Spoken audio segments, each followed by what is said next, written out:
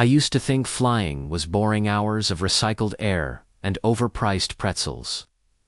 But that morning, somewhere between San Francisco and Chicago, I learned how quickly boredom could turn into chaos, and maybe fate.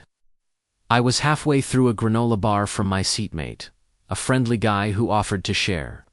"It's peanut butter flavor," he said casually. I didn't think twice.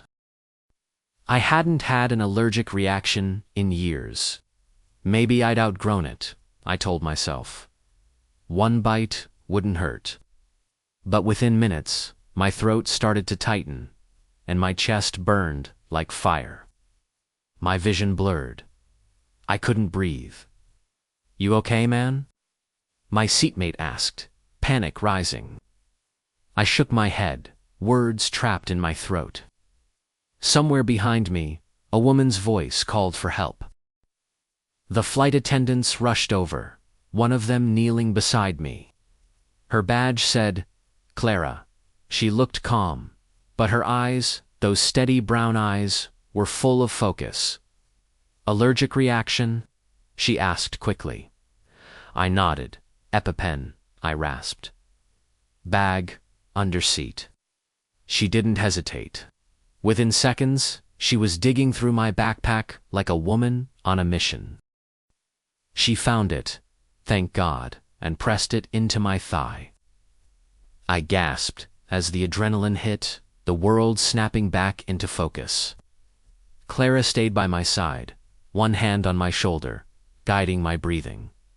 "You're okay," she said softly. "You're safe." Her voice steadied me more than the medication did. For the rest of the flight, she checked on me every few minutes.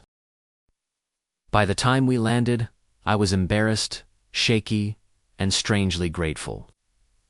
The paramedics met me at the gate, and Clara followed, still in uniform. "You scared us back there?"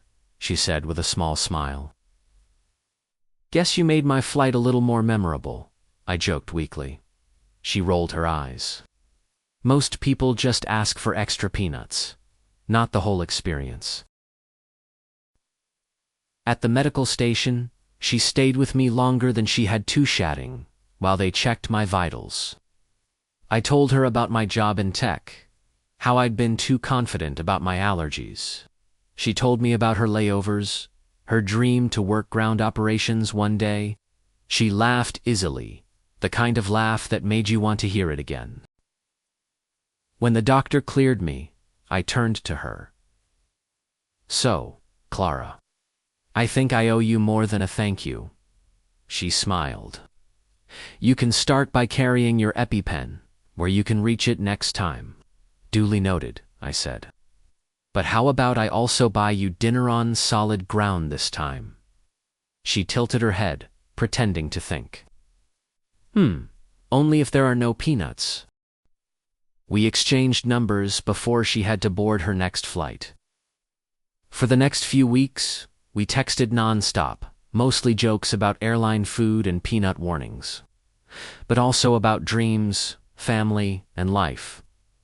I started timing my day around her layovers. The more we talked, the more I realized that day on the plane hadn't been bad luck. It was destiny. Our first real date was under a string of cafe lights, far from airports or medical scares. Clara teased me for bringing an extra EpiPen. I teased her for double-checking the dessert menu. Somewhere between laughter and shared stories, I felt at that spark of calm I'd only felt once before, when she held my hand 30,000 feet in the air. A year later, I surprised her with plane tickets, but this time, no emergencies. As we looked out at the clouds together, she laughed and said, "You sure you trust me on flights now?" I smiled. "You saved my life. I think I can trust you with the rest of it."